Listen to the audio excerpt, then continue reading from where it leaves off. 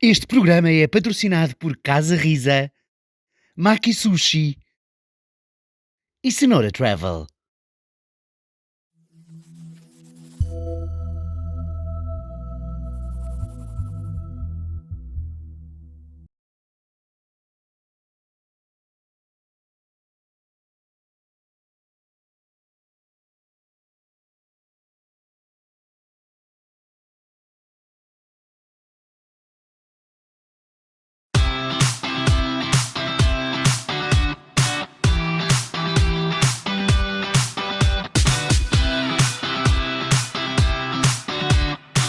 Quinto episódio de Ficou Tudo Bem. Olá, Samuel, bem-vindo. Olá, Vasco.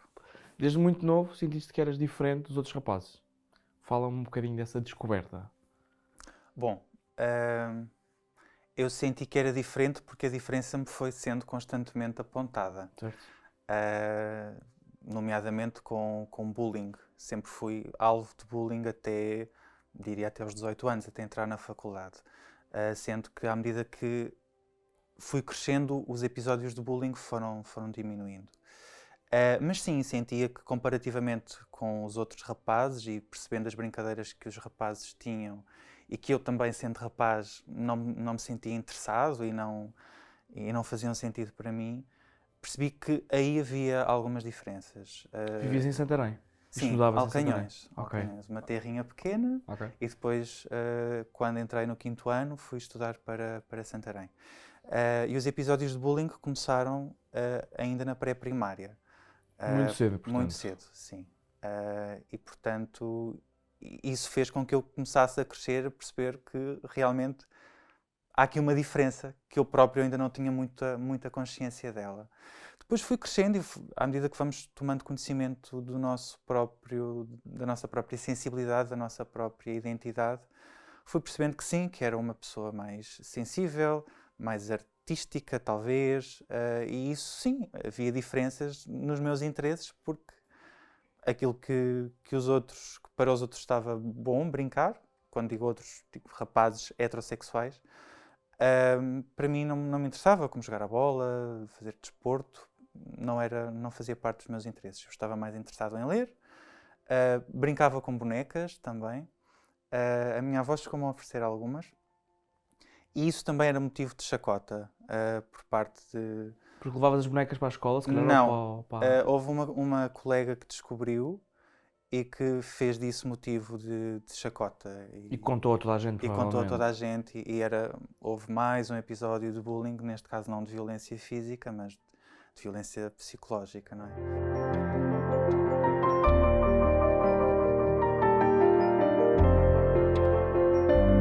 Depois, à medida que fui crescendo, deixei de ter esse interesse pelas bonecas, então era a leitura, era as artes, desenhar e estar muito comigo próprio. Okay. Sentias-te sozinho, imagino. Sim. Não haviam outros rapazes com que te identificasses? Não. Ok. Que fizessem as mesmas coisas, que tivesses os mesmos gostos, não? Okay. Não. Okay. Mais tarde encontrei amigos que tinham alguns interesses, mas eram heterossexuais. Ok. E isso...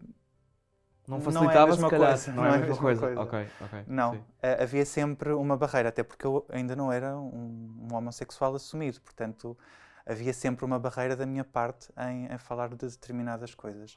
Portanto, não estavas a ser tu próprio com eles e contigo mesmo?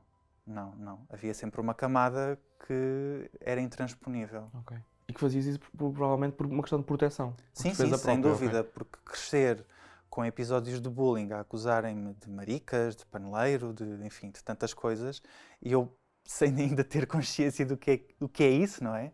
Eu devo ter percebido que era gay aos 12 anos, e depois a partir daí em que eu percebi realmente, espera, eu gosto de rapazes, eu não gosto de raparigas. E a partir daí é tentar perceber o que é isso de ser gay. O que é isso? e há mais pessoas como eu. Houve uma fase em que provavelmente achavas que eras o único, não? Sim. Ok. Sim. E é uma fase de muita solidão, porque pensarmos que somos os únicos, eu diria alienos, porque o sentimento é quase de sermos alienígenas no mundo, estou aqui completamente sozinho, não me consigo ligar a ninguém, não me consigo identificar com ninguém. Depois há aquela fase da adolescência em que começamos a ver colegas, começam a namorar, começam a falar das pessoas de quem gostam e nós não podemos falar, não é? Não podemos Não expressar. podemos falar e nem sequer há nada de que falar, não é? No meu caso havia ótimo, havia ok. rapazes que eu achava bonitos, mas não podia Certo. falar sobre isso, Certo. não é? Não, eu podia- referia-me ao sentido de ter uma relação. Ou seja, eles já namoravam sim, os rapazinhos sim, com as raparigas sim, e sim. nós não tínhamos uma... Não. No meu caso, não. Sei que hoje em dia, felizmente, já há a oportunidade de sim, cada vez mais jovem sim, podermos ter relações. sim. Eu não tive esse privilégio. Mas também não namoraste com raparigas. Não. Ok. Não. Portanto, nunca Estava a chegaste ao pensar. ponto Não. também de te enganares. Na pré-primária tive aquelas namoradinhas de pré-primária, mas eu acho que isso não conta. Eu não Sim. era sequer uma criança com sexualidade, diria. Sim. Isso não estava desenvolvido em mim. Certo. Era mais uma amiguinha, que depois os adultos é que dizem que é uma namorada, mas não era. Não, nunca tentei forçar. Mentira, tentei perceber se daria, mas nunca com namoradas efetivas, nem sequer nunca tentei ter relações sexuais com uma mulher, nem sequer tentar estar apaixonado por uma mulher. Houve uma amiga muito próxima, ainda hoje é uma grande amiga minha, a Inês, que talvez, sim, entre o quinto e o nono ano, não consigo precisar com que idade, em que eu disse que poderia estar interessado nela, mas não era. Acho que eu próprio ainda estava ali numa fase meio confusa a tentar descobrir quem é que eu era, mas não no sentido de forçar. Era alguém de quem eu gostava muito e ainda gosto, e como toda a gente tinha uma namorada ou um namorado e dizia, eu gosto daquela pessoa, eu pensei, bem, se eu tiver de gostar de alguém, gosto de quem? Da Inês. Pronto. Ok. E Preenchias foi no um fundo pouco essa assim. situação com essa pessoa. Sim. Uma amiga e ainda hoje é uma grande amiga. Ótimo, isso é bom. Isso é muito bom. Sentes que agora, a vender retrospectiva, que te sentias culpado e te sentias mal porque percebes que gostavas de rapazes, porque parecia uma coisa errada, porque para a sociedade era uma coisa errada, porque os colegas te chamavam nomes e te insultavam e faziam disso um motivo de chacota, e sentiste também, por exemplo, que a nível dos professores ou dos funcionários da escola, que se calhar também facilitavam ou não castigavam e, portanto, validavam um bocadinho esse preconceito dos outros em relação a ti? Como é que sentes em relação a isto?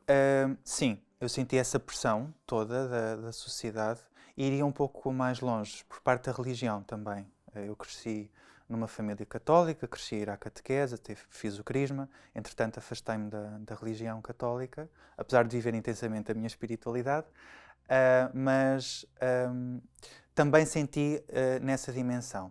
Na escola, eu nunca senti por parte de professores, de forma consciente, pode ter acontecido e eu não ter dado por isso, mas nunca senti da parte de professores, em relação a mim, qualquer tipo de homofobia.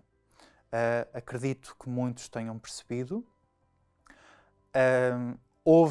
Ouvi comentários de professores, ouvi comentários homofóbicos de professores, mas nunca em relação a mim, atenção. Em relação a outros alunos, a outros professores? Não. Em relação ao facto de existir na sociedade. Certo. Posso precisar uma professora de História que falava de algumas figuras históricas que eram homossexuais. Ela dizia abertamente, foi a primeira pessoa a quem eu ouvi falar de personagens históricas homossexuais. Que não é muito comum, uma Não, professora de fazer... mas depois ela fazia alguns comentários... Negativos. Sim. E expressava uma opinião negativa em relação à homossexualidade. Imagino que isso para ti tenha sido pesado.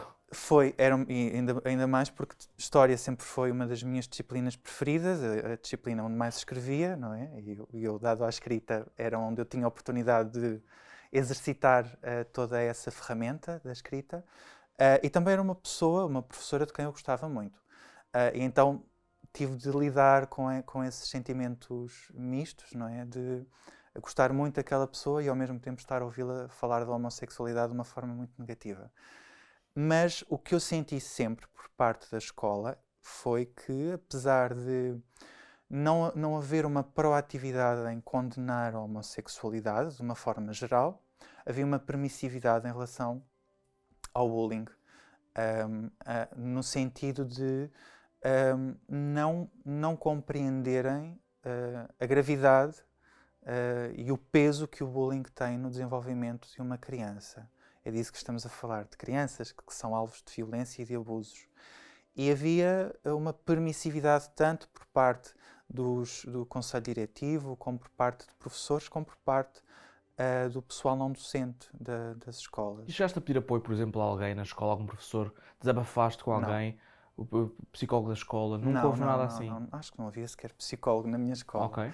Não tenho isso presente, portanto acredito que não houvesse. Não, nunca senti essa abertura para falar, para contar o que é que se estava a passar comigo. Não havia essa abertura. Uhum. Havia muito medo da minha parte em sequer falar sobre isso. Tu passaste por um processo pelo qual eu também passei, muitos de nós passámos. A internet permitia-nos aceder a imensas coisas que se calhar gerações antes de nós não tiveram essa oportunidade de poder descobrir e pesquisar. Sim. Descobriste a pornografia, os vídeos, apagavas o histórico Sim, e fingias que aquilo nunca tinha acontecido. E tinha muito medo de ser descoberto. Tinhas o teu próprio computador ou usavas Não, era da família, da casa? Sim, o computador da casa. Portanto, a pressão ainda era maior. A pressão ainda era maior, sim. Sim, foi uma forma de descobrir, de me descobrir também, não é? Apesar disso, de eu achar que isso também me possa ter dado uma visão enviesada daquilo que é a própria sexualidade Sim, e a claro. vivência sexual e a ligação sexual a alguém. Mas foi importante no sentido de eu também me descobrir e de perceber a multiplicidade de vivências que existem no mundo. Além disso, a internet também tem, e teve, no meu caso, um papel importante no sentido de aceder à informação. O que é ser gay? O que é ser bissexual? O que é ser lésbica? Portanto, em relação a estes conceitos, a internet também foi muito importante. Eu visitava alguns sites de associações LGBTI+, nomeadamente Portugal Gay, que é um dos mais antigos também. Sim. E havia muita informação, inclusive sobre doenças sexualmente transmissíveis. Já tinhas essa curiosidade toda quando eras Tinha, jovem? sempre fui muito curioso. Okay. Sim.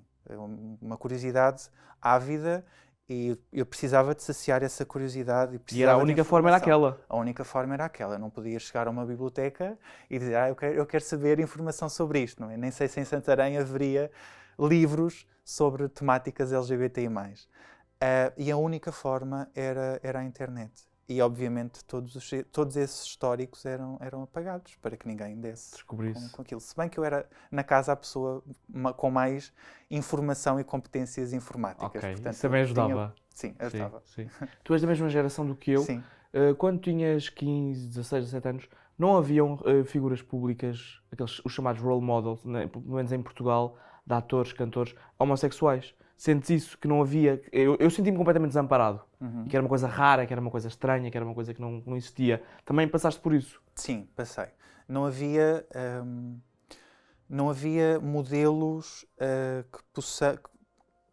que a sociedade associa a modelos positivos. Havia outros modelos que a sociedade condenava. Eu hoje posso falar, inclusive, do José Castelo Branco, que era uma pessoa que aparecia, que as pessoas conheciam, às vezes para se insultar alguém até se chamava José Castelo Branco, isso em vez de se chamar Maricas Paneleiro, chamavam Castelo Branco. Eu acho que tem um papel importante naquilo que é a desconstrução dos papéis de género, e aí acho que tem um papel muito importante, mas na altura não se falava sequer disso. Sim. Usava-se como um insulto. Sim, era uma coisa negativa. Não existiam pessoas... escritores, atores, apresentadores de televisão, escritoras, jornalistas, deputadas que falassem abertamente da sua sexualidade. E eu senti falta disso, porque eu penso que crescer sabendo que existem pessoas com inúmeras profissões que são como nós é muito importante, porque dá-nos um sentimento de segurança e permite-nos crescer com perspectiva de futuro. Crescer com a perspectiva de se aquela pessoa é gay, é lésbica, é bissexual, é trans e tem uma profissão, tem uma vida, independentemente do que seja, então eu também posso ter. Sim. É possível.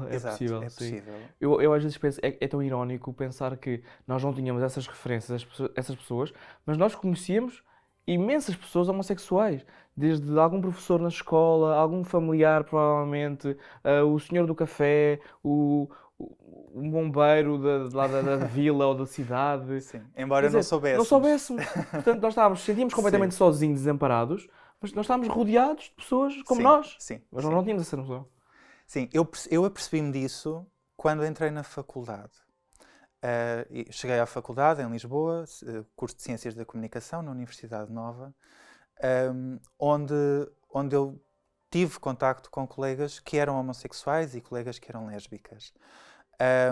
E quando eu cheguei percebi, uau, só existem pessoas gays e lésbicas neste curso. Não, obviamente que não. Sim, mas existem muitas pessoas. Mas existem muitas pessoas e na própria faculdade existiam muitas pessoas com uma orientação sexual que não a heterossexual. E isso, para mim, foi uma grande abertura. E permitiu-me sair de mim próprio, porque eu até aos 18 anos eu estava a fazer uma vivência dentro de mim próprio, não é? Chamado o armário. E quando entrei na faculdade, permitiu-me sair, não é? Sair de mim próprio, olhar ao mundo e começar a ligar-me às pessoas. E curiosamente, nesse processo de olhar para o outro sem medo de mim, sem medo do outro, isso permitiu-me perceber que em Santarém eu também estava rodeado de pessoas como eu simplesmente não via. E elas provavelmente também não te viam a ti. Sim, exatamente. Isso apazigua muito o nosso processo. No meu caso, apazigua muito. Afinal, não estava sozinho. Uhum. Nós falamos muito dos anos perdidos no armário, a adolescência que não vivemos. Esses são os pontos negativos da coisa. Tens algo positivo a apontar, que sentes que ganhaste alguma coisa positiva com este processo doloroso e longo de solidão e de não aceitação a nós próprios? Sentes que há alguma coisa positiva que tires disto tudo? Não? Sem dúvida. Eu acho que sim, que tiro.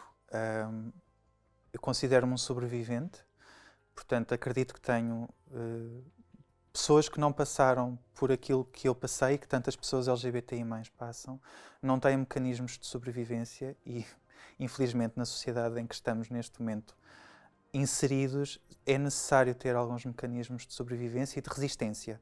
Acima de tudo, resistência. E eu tenho esses mecanismos. Depois de muita dor, de muito trauma, esses mecanismos existem e são importantes para estar no mundo. São também uma forma de resposta, de sobrevivência e de reafirmar o meu direito ao meu lugar no espaço público e o meu direito à vida.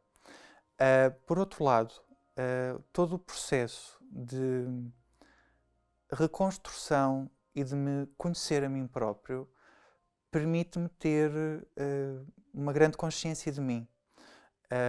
Eu pratico meditação, eu acho que isso ajuda, e o facto também de ter começado a entrar nesta área da ecoespiritualidade e da espiritualidade muito cedo permitiu-me praticar meditação, por exemplo, fazer aquilo que se chama hoje mindfulness, estar presente, estar no momento, ter consciência de mim. E isso é uma ferramenta de conhecimento pessoal, não é? Isso ajudou muito em todo o processo e hoje faz de mim uma pessoa consciente, acima de tudo, lúcida, uma pessoa lúcida. E eu acho que o processo de lidar com a homossexualidade, de me aceitar, de perceber que está tudo bem em ser como sou, e de perceber que o mundo também tem oportunidades para mim, permitiu-me ser uma pessoa mais presente. Ou seja, no meio de tudo o que acontece, há coisas positivas a retirar e Sim. há ferramentas que nós ganhamos Sim. que se calhar os outros não têm. Sim. Nos últimos anos fala-se muito da palavra, é uma palavra estrangeira, do bullying, quase se tornou, entre aspas, moda falar de bullying, mas falamos, não é por questão de ser moda, é por questão porque existe e tem que ser falado. Eu acho que era importante, se fosse possível, tu verbalizares, gostava que verbalizasses aqui agora, um episódio que tenha acontecido do tal, referido, como se chama, do bullying do bully, não é? De uma pessoa que ataca e do bully de que é atacado. Eu gostava, se possível, que falasses, porque acho que é importante as pessoas ouvirem histórias reais, de episódios reais, e não ser só, eu sofri de bullying. Eu gostava que contasses aqui algum episódio que para ti foi, se calhar, marcante, que se calhar uma pessoa heterossexual nem sonha, que nunca lhe acontecer-lhe por, tu gostas de raparigas, e levas um soco. Okay? Sim. Gostava que me contasse alguma coisa que tivesse sido marcante para ti e que...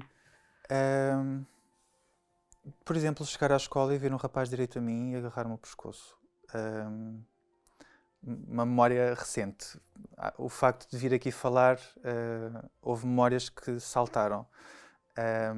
E isso aconteceu. Eu estava a chegar à escola e vem um rapaz na minha direção e agarra-me o pescoço e encosta-me ao gradeamento da escola. Felizmente, houve um rapaz mais velho que interveio e que Quem ouvir isto pode dizer assim, impediu... mas eu também sou heterossexual e na escola também andava à porrada, ou também me apertava o pescoço e levava... Sim, mas não Provavelmente por ele ser fez isso, homossexual. exatamente. Portanto, ele fez isso e provavelmente enquanto fazia isso, chamava-te nomes. Sim, claro. Ok. E Sim. isso é importante, para que Sim. muitas pessoas percebam, que não percebem. Sim, eu felizmente eu fui alvo de alguns ataques físicos, de violência física, mas maioritariamente eram ataques psicológicos, verbais. Que magoavam tanto ou Que mais. magoavam muito, sim. E que deixa trauma, esse abuso deixa trauma, não é? Deixa marcas na nossa psique. Tanto que deixa, e agora conto, até que nível este tipo de episódios nos marcam. Quando chegou o momento de decidir para que escola secundária eu iria, em Santarém, eu poderia ir para duas. Para o liceu, o chamado liceu, Escola Sá da Bandeira, ou para a Ginestal Machado. E uma destas escolas tinha curso de artes. E o meu raciocínio foi, eu vou para a escola onde há um curso de artes, porque certamente essa escola vai ter mais abertura, porque os artistas têm mais abertura, eu próprio considero-me artista, portanto sei mais ou menos como é que funciona a mentalidade e seguramente eu vou estar mais seguro nessa escola. E fui para essa escola. Houve alguns colegas que também foram para essa escola, não a maioria da turma que vinha da outra escola onde nós estávamos. Portanto, não fui completamente sozinho, mas fui para essa escola e não me arrependo da decisão. A minha vida no secundário, nesses 3 anos, foi melhor, diria, do que entre o 5º e o 9º ano. E isso permitiu-me de alguma forma recomeçar, tal como depois a faculdade me permitiu também recomeçar. Mas este tipo de pensamento num jovem de 16 anos não é saudável. Não é saudável. Tinha que estar a pensar onde é que vou sofrer menos. Sim, não é saudável. E este é o tipo de marcas que o bullying deixa, que estes episódios de abuso deixam na nossa psique. Tu gerias uma página de Facebook de uma forma relativamente anónima, em que falavas sobre os direitos... mais ou menos. Ok? Fala-me um pouco disso, essa página. Sim. Portanto, era uma página que criei, salvo erro, em 2009, sim, 2009, de defesa do casamento entre pessoas do mesmo sexo. Portanto, já se começava a falar do casamento que haveria de ser aprovado depois, da lei do casamento, que foi aprovada depois em 2010. Sim, 2010. E, portanto, havia já algumas páginas de defesa do casamento e eu criei mais uma comunidade de defesa. Não era totalmente anónima, as pessoas percebiam que era eu que a geria. Ok.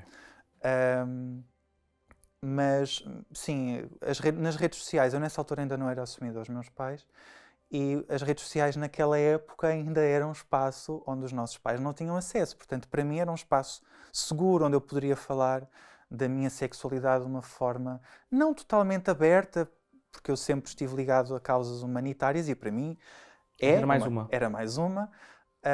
mas havia, obviamente, uma motivação muito pessoal para eu fazer essa defesa. Apesar de eu não falar dessa motivação pessoal, de não dizer abertamente que eu era homossexual. Mas achas que era a tua forma de, com calma, e indo fazer o teu coming out? Sim, sem dúvida. Okay. Sim, À medida que ajudavas a ti próprio sim, também? Eu tive muitos episódios parecidos com esse, em que fui fazendo o meu coming out de forma progressiva.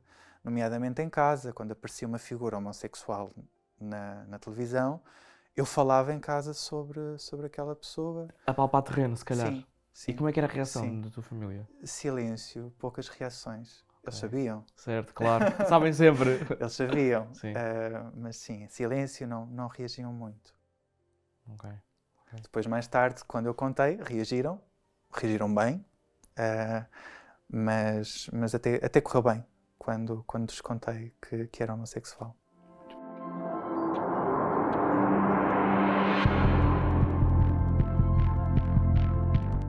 Para ti, os direitos LGBT são direitos humanos, acima de tudo. Uhum. Ou seja, são os direitos de um grupo específico, de uma determinada população, mas que são pessoas como todas as outras. Mas para ti, os direitos do planeta, os direitos das mulheres, está tudo interligado.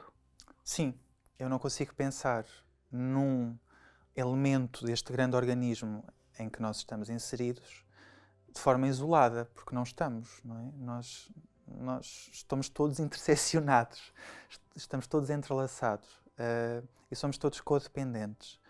A crise climática que estamos a atravessar, não é? É prova disso, que uma pequena ação aqui vai ter um efeito no todo, na globalidade. E, portanto, eu quando penso em direitos LGBTI+, eu sei que ao defender os direitos LGBTI+, num país, se esse país defender os direitos LGBTI+, não vai estar só a defender os direitos LGBTI+. Isso é sintoma de que esse país também tem preocupações para com as mulheres, também tem preocupações para com os outros direitos humanos, também tem preocupações para com a pobreza. Portanto, está tudo interligado. Eu não posso defender uns direitos de uns e os direitos de outros ficarem esquecidos.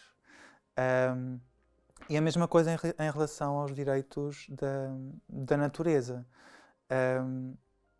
Eu não posso estar a defender os direitos LGBTI+, num mundo que está a cair e que está em ruína. Está tudo interligado. Nós não podemos pensar, e esta é a minha perspectiva, não podemos pensar que estamos aqui isolados e cada vez mais faz sentido para mim este pensamento interseccional das coisas. Como ativista, o que é que achas que neste momento que é mais importante? O que é que falta fazer? Quais é que são nos próximos anos, para ti, na tua opinião pessoal, os pontos que devem ser falados e tocados? O que é que achas que neste momento, e também vivemos uma pandemia há 2 anos, creio que não vem ajudar nada. Eu não gosto de usar a palavra minoria, porque não sei até que ponto é que nós somos uma minoria, ao que a sociedade nos faz pensar que somos uma minoria. Parece que a palavra minoria já tem uma carga em que nos pomos abaixo e que nos pomos a um canto. Portanto, eu não gosto muito desta palavra minoria. Mas para as pessoas que se calhar são mais frágeis, o que é que tu achas que é preciso fazer neste momento? Bom, muita coisa. Antes de mais, o que foi conquistado não está garantido. E, acima de tudo, acho que o primeiro ponto que devemos ter bem presente é que nada está garantido e temos de continuar o trabalho de defesa, de sair à rua, de ocupar o nosso espaço público, de o reivindicar, de reivindicar as nossas vidas e o direito a ter uma vida. Este é o primeiro ponto. Depois, penso que é muito importante, já pensando na questão dos direitos LGBTI+, pensarmos na questão dos direitos das pessoas trans, das pessoas não binárias. Neste momento é um dos temas que tem estado muito em foco. Eu penso que é muito importante fazer... Finalmente, não é? Falar-se disso. Sim. Sim.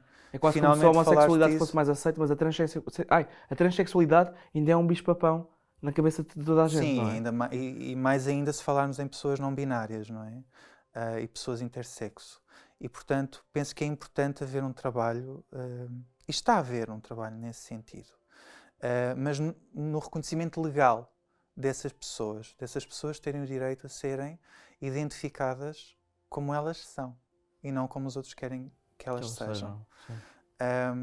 Penso que este é um ponto fundamental, até porque estas pessoas são, dentro da comunidade LGBTI+, são das pessoas mais vulneráveis à violência na rua, por exemplo, aos assassinatos. E temos exemplos de países onde os assassinatos de pessoas trans são dos maiores, nomeadamente o Brasil.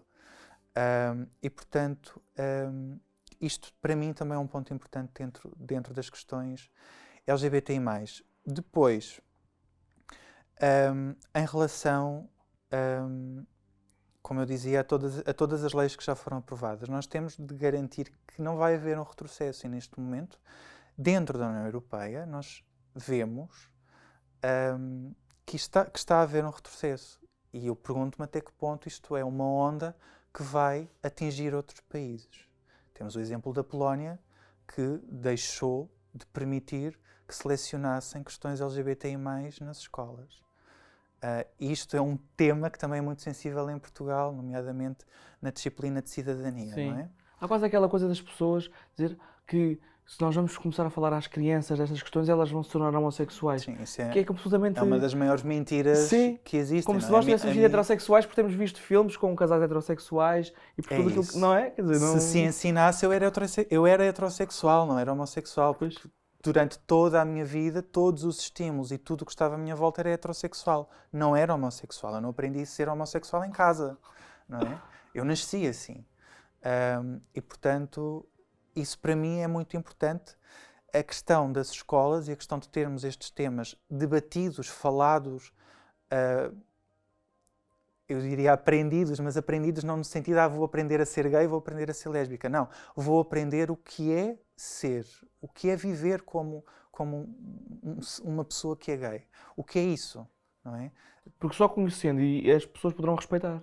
Sim, Não é? respeitar e até descobrir-se. E exatamente, sim. Existem pessoas não binárias que são não binárias e não sabem. Eu tenho exemplos de pessoas que ouviram falar pela primeira vez desse conceito e que afirmaram depois, afinal eu sou isso. Porque eu não me identifico nem como homem nem como mulher, mas era um estranhamento dentro de mim que eu não conseguia nomear. Daí a importância dos nomes, não é? De haver os conceitos e de falarmos sobre eles. Porque Não, são a eles... sociedade critica muito a coisa dos rótulos, mas a questão dos rótulos é nós temos que saber no fundo o que somos. Claro. E demos nomes às coisas, o ser humano dá nomes às coisas, não é? São eles que permitem que nós tomemos consciência do que temos dentro de nós, não é? Dão corpo a uma ideia que não tem corpo, não é? E, portanto, para mim é muito importante que também haja essa abertura, não diria abertura, que haja mesmo legislação específica para que nas escolas seja salvaguardado o direito a todas as crianças, a todos os jovens, terem acesso ao conhecimento. Porque isto é conhecimento.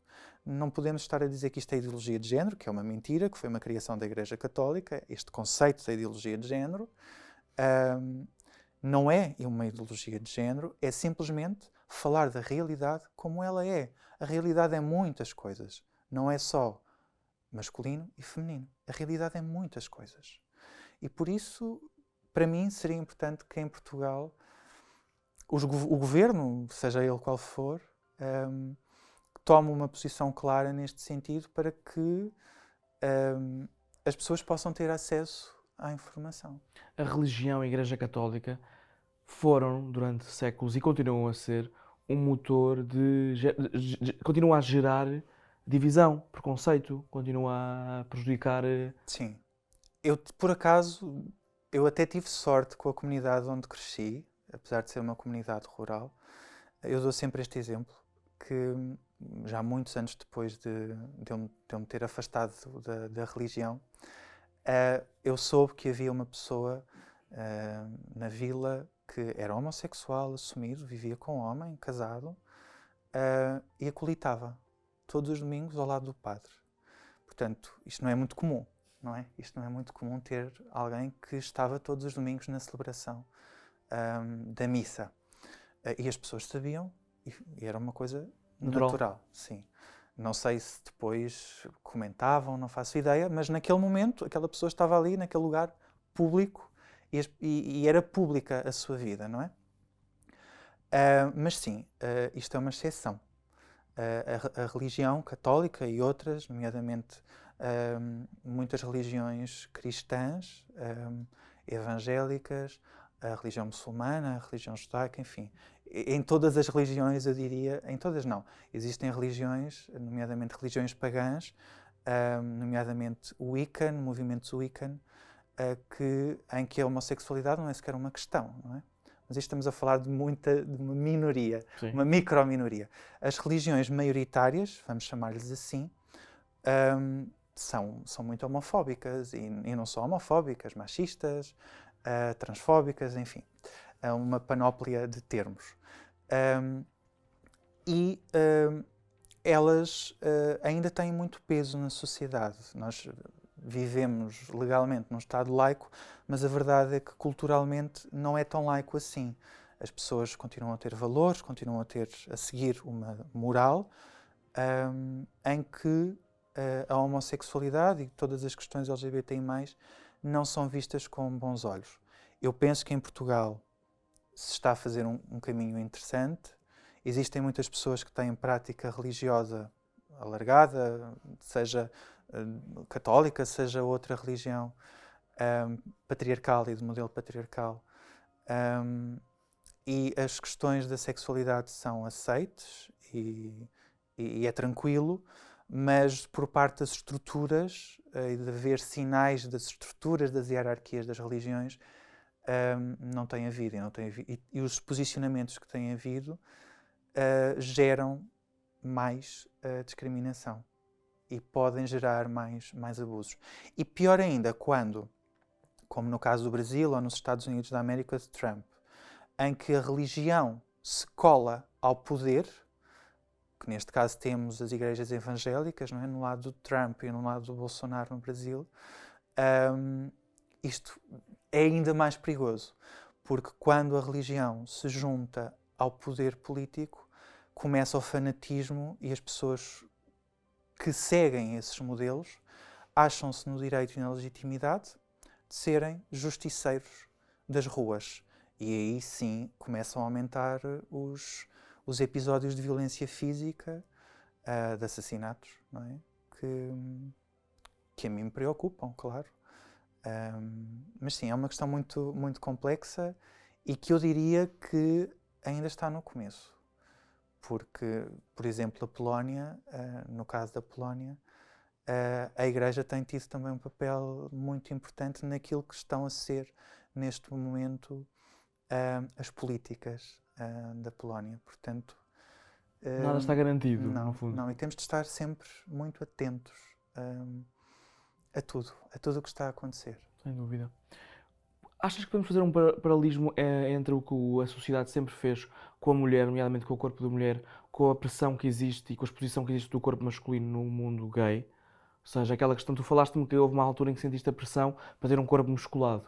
Sim. Há aquele preconceito quase às pessoas que, vocês gays, já ouvi muitas vezes isto, vocês gays têm todos os corpos musculados, preocupam-se muito com a imagem, são todos muito bonitos, usam todos sunga na praia, vão todos para o ginásio. Quer dizer, de facto existe uma cultura gay nesse sentido, mas ser gay não implica ter um corpo bombado, Não, nem de sair todo. para a discoteca todos Claro. os fins de semana, não é? Tu sentiste essa pressão? Sim, eu senti essa pressão, nomeadamente da cultura mainstream, não é? Da cultura que está aí por toda a parte, da televisão. E isso ainda existe muito essa cultura do corpo definido, musculado, magro, corpos brancos, maioritariamente. E eu senti essa pressão. Achava que para ter lugar, para ser motivo de desejo de alguém, para receber amor de alguém, eu tinha de ter um corpo assim, não é? E cheguei a entrar num ginásio, depois é que não correu bem, porque eu não gosto muito de ginásio, continuo a não gostar, sou mais de fazer caminhadas ao ar livre, mas eu próprio tive de fazer um processo de autoconhecimento, de perceber onde é que o meu corpo encaixa no mundo.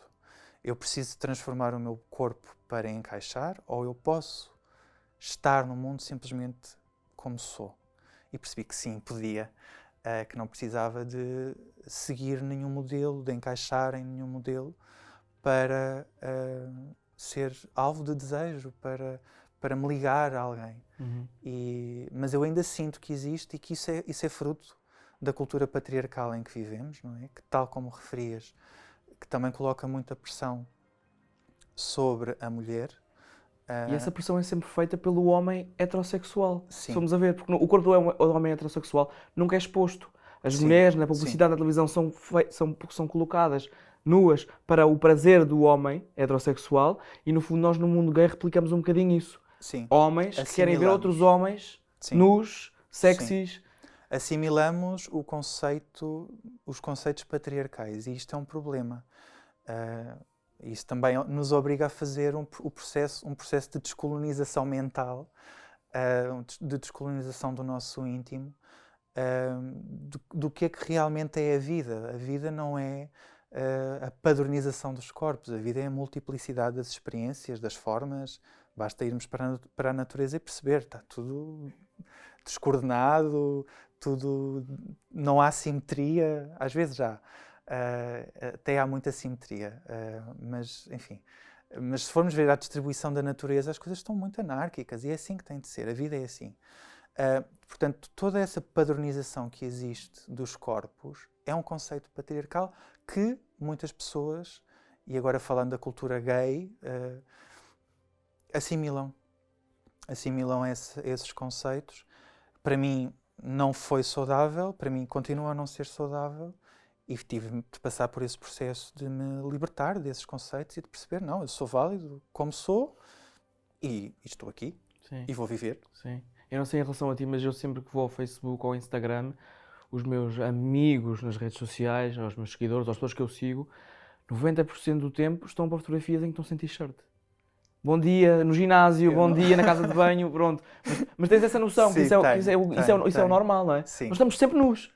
Sim. Pensamos sempre o que é uma t-shirt. Sim, não é? Precisamos de tenho validação a toda a hora. Sim. Likes, Sim. mensagem é gira, rota, és gostoso, fazia-te. É uma coisa incrível, não é? Eu noto esse movimento, eu não sigo muitas pessoas que o façam, tenham essa pressão e que... Sim, que tenham essa forma de estar certo. no mundo e na vida, mas tenham essa consciência de que existe essa necessidade de validação. Isso no fundo revela uma grande insegurança, eu diria até, iria mais longe, um grande desconhecimento do seu próprio corpo e da sua própria personalidade, do seu próprio íntimo, mas enfim, são processos que cada pessoa fará por si própria. Mas isso é motivado também pela cultura da selfie, não é? Pela cultura do espelho, de eu estar constantemente a olhar-me, mas a olhar só a casca, a olhar só aquilo que é aparente, a cultura da aparência. A cultura das redes sociais, a cultura digital, tem muito isso. E vive muito disso. Mas não seja curioso, nós homossexuais queríamos que a sociedade nos aceitasse, nos respeitasse. E parece que depois, quando conseguimos esse respeito e essa aceitação, viramos para a nossa comunidade, para a nossa população, para os nossos pares e queremos ser validados por eles. Queremos que eles gostem de nós, que nos achem sensuais, apetecíveis, porque quase como se nós não nos damos a conhecer pelo que somos a nível interior, pelo nosso intelecto, pelos nossos gostos, pelas nossas profissões, mas queremos que eles nos validem pela parte física. Isso é um vazio enorme, às tantas. Sim, não sei se isso é o sentimento da maioria das pessoas, não é? Existe esse movimento por parte, possivelmente, de algumas pessoas. Também existe, e aqui já estamos a falar de outra coisa, uma necessidade de pertença a uma comunidade. E eu pessoalmente sinto falta disso. Vou conseguindo, pouco a pouco, com algumas pessoas e com algumas organizações, mas eu senti, a dado momento da minha vida, um vazio enorme, porque fazia-me falta esse sentimento de pertença a uma comunidade. De perceber que, ok, eu venho de uma comunidade rural, e é essa sim, eu sinto que há uma pertença a um país e também sinto essa ligação, mas depois em relação à dita comunidade, que há quem lhe chame população, eu até acho que é mais correto chamar-lhe população LGBTI+, porque comunidade é outra coisa, não havia esse sentimento de pertença, talvez porque é isso, o sentido comunitário não está muito presente e não tem de estar, não tem que estar, porque os heterossexuais, não é por ser heterossexuais, têm que ser amigos uns dos outros ou darem-se quer uns com os outros. Portanto. Exatamente. Por isso, para colmatar essa necessidade de pertença, de me sentir ligado a pessoas como eu, ajuda a estarmos ligados a organizações LGBTI+, seja organizações de direitos humanos ou outras, recreativas, que existem inúmeras. E termos amigos, pessoas que são LGBTI+. Tudo isso ajuda a que nos sintamos e a que possamos ir construindo redes dentro da dita população LGBTI+, para que não nos sintamos tão sozinhos e para que sintamos que temos um apoio e que pertencemos também a pessoas que são como nós. Como é que vês a questão dos chamados guetos, dos cruzeiros gays, das discotecas gays, dos restaurantes gays também existe, dos bares? É necessário? Já não devia ser necessário? Achas que por mais que estejamos mais integrados na sociedade, vai ser sempre um local onde nos vamos sentir melhores e mais seguros? no mundo ideal não seria necessário haver um festival de cinema queer, como existe, ainda bem que existe, porque é lá que podemos ver filmes com histórias que nos identificamos. Eu cresci e tu creio que também a ver filmes sempre lá está a mulher e o homem, Sim. a rapariga e o rapaz a apaixonarem-se, e isso para mim, pelo menos, foi das coisas que mais me gostou, foi nunca ver histórias como a minha no cinema, na televisão. Como é que vês essa questão de, num mundo mais avançado, continuar ou não a haver essa necessidade de haver esses espaços próprios para? Bom, eu acho, primeiro, em relação ao que é que eu penso em relação a esses espaços, hum, esses espaços são importantes na medida em que, como referias, são espaços onde nos sentimos seguros e a sociedade em que vivemos, maioritariamente, ainda não é uma sociedade, diria, 100% segura para eu, por exemplo, ir para uma discoteca onde maioritariamente vão pessoas heterossexuais e poder dançar livremente como me apetecer, sem ser olhado ou receber um comentário homofóbico, como às vezes aconteceu, não é? E acontece E muitas vezes, sim. acontece quando fui a alguns espaços. Por isso, esse tipo de espaços que são assumidamente LGBT, discotecas gay, bares gay, restaurantes gay, hotéis gay, Exato, enfim, até o que esqueci mais seja. isso. Boa, O sim. que seja. São espaços simplesmente que existem para que nós nos sintamos seguros. É um espaço onde eu posso ir, onde eu posso ser quem eu sou, onde eu posso falar no tom de voz que me apetecer, sem ser olhado de lado. Mas infelizmente eu já presenciei, até nesses locais, há abuso e preconceito. Eu já fui Pois, para uma discoteca gay com um rapaz que era super feminino e os outros rapazes gays atacaram-no e humilharam-no. Que me sim, chocou na altura. sim, Eu fiquei muito. isso aí falamos da homofobia internalizada, não é? Enfim, não podemos, acho que não há como fugir dela. Isso, as pessoas precisam de fazer grandes processos pessoais para a poderem ultrapassar, se quiserem, se quiserem. Mas, maioritariamente, esses são espaços onde as pessoas podem estar confortáveis e sentir-se seguras. Eu acho que são importantes e que têm um papel importante. No futuro, Daqui a 100 anos, por exemplo, sim, 200 anos. É porque se olharmos para 100 anos atrás, a evolução foi brutal em todos os sim, aspectos da sociedade, tecnológicos, civilizacionais, morais, tudo foi uma evolução brutal. sim, Imagina, daqui a 100 anos, o céu é o limite, não? As estrelas, sim. supostamente, se tudo melhorasse, não é? Porque vai Se buscar tudo, se retrocessos. tudo melhorar, e vamos imaginar que tudo, daqui a 100 anos, que vamos estar a nível de direitos LGBTI+, com ainda mais direitos conquistados. Vamos ter essa esperança. Porque, como dizia há pouco, nada está garantido e temos de continuar sempre a zelar por aquilo que foi conquistado. Porque a história já nos mostrou diversas vezes que se fizeram horrores na Idade Média e que depois se voltaram a repetir horrores no século XX, não é? Sim. Portanto, a história está sempre a mostrar-nos que é cíclica. E há retrocessos, há avanços, há retrocessos. Mas imaginando que está tudo bem e que numa sociedade ideal já estamos sem tensões entre pessoas heterossexuais, pessoas LGBTI+, enfim. Eu penso que vai continuar a ser importante existirem espaços, nomeadamente festivais, livros de temática LGBTI+, vai ser sempre importante por uma questão histórica e de memória, por uma questão de continuidade, não é? Penso que isso vai ser sempre importante, porque nós vamos ter sempre uma história para contar, diferente das outras pessoas. Porque a nossa história é a nossa história. Nós temos diversas pessoas LGBTI+, que foram brutalizadas ao longo da história, não é? Ao longo dos tempos, e nós vamos ter de continuar a falar dessas pessoas. Continuar a perpetuar a sua memória, a lembrá-las. E, portanto, eu acredito que vai ser necessário nós continuarmos a ter festivais, espaços onde possamos falar abertamente, e podem ser abertos, como são, a qualquer pessoa, mas que são temáticos, tal como existem 1001 espaços temáticos de tantas coisas. Aqueles espaços vão ser espaços para as pessoas LGBT. E não só. E não só. Como E é, não como é que só. te sentes quando vês casais heterossexuais? E eu já vi, creio que também já deves ter visto, casais heterossexuais em festivais de cinema LGBT e nas marchas do orgulho. Como é que sentes em relação a isso? São as chamadas pessoas aliadas das questões e dos direitos LGBTI+. Ahm, Quer dizer, o que é Não que te eu deixa, não te sinto... deixa super feliz, do género.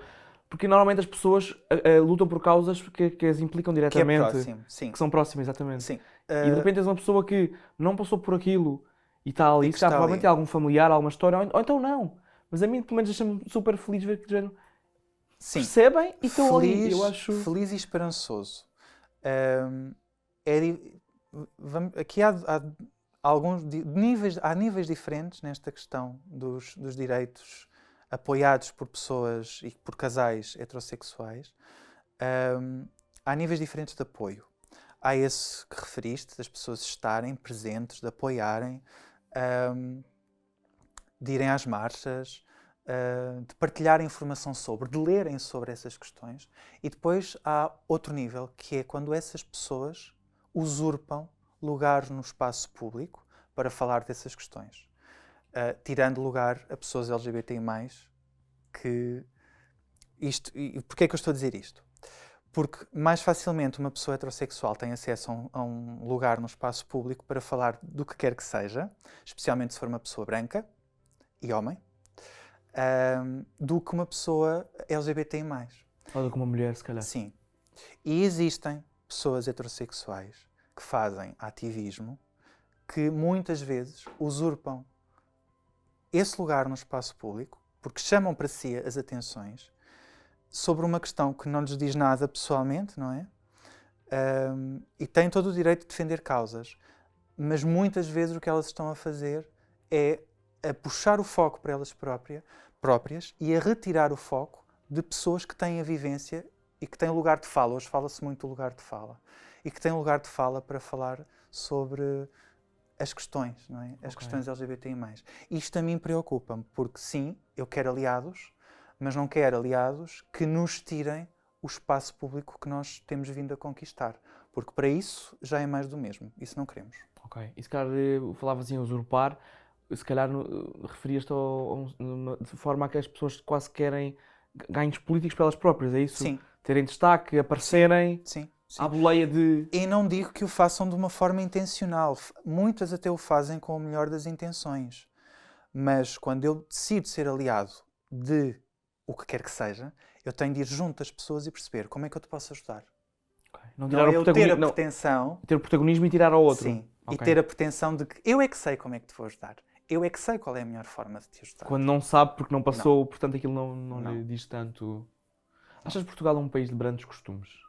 Sim, acho. Acho que ainda é um país de brandos costumes, acho que ainda é um país muito cínico em relação a estas questões, e que ainda é um país homofóbico, em que a homofobia e a LGBTI-fobia está muito presente. Não de uma forma, e daí eu dizer que é cínico e referir os brandos costumes, não de uma forma direta. Eu já tive episódios na rua de pessoas que não me conheciam de me insultarem, já em idade adulta, mas pessoas que me conhecem, por norma, são afáveis, são educadas, e falo de pessoas que não me conhecem, mas de quem eu não sou amigo, pessoas com quem me cruzo e que me conhecem, que sabem que eu sou homossexual. Mas eu não sei até que ponto as pessoas, quando eu vir costas, não vão referir, não vão comentar, no meu caso. Mas eu sei que isto acontece. As pessoas, e aliás, basta ver as caixas de comentários dos jornais, não é? Nas redes sociais. Apesar daquilo não ser a maioria, não acho que aquilo seja a maioria, Ainda é muita gente. mas é um sintoma. Sim. É um sintoma, é uma evidência. E nós temos de observar estas evidências. E o que eu sinto é que, apesar de não haver esta homofobia direta, ela continua a existir. Está lá enraizada. Sim. Quase, está lá num cantinho. Uma entidade patronal pode não te despedir abertamente por seres gay, por te teres assumido ou por teres revelado que és uma pessoa trans. Mas vai-te despedir na mesma com outro pretexto. Isto ainda acontece. E temos, ainda há pouco tempo, houve casos de denúncias em que isto aconteceu.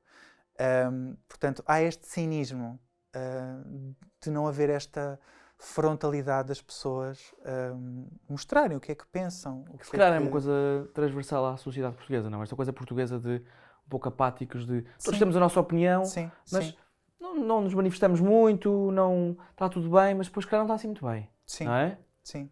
de Quando a pessoa vira, dizer... como tu falavas, a pessoa vira costas e de repente já vem Sim. se calhar um insulto gratuito, Sim, uma coisa. sim. Que não é direto, não é para que a pessoa ouça, é Sim. comentar com quem está, com a Sim. família. Sim. Aquele, que é isto, que é aquilo. Sim.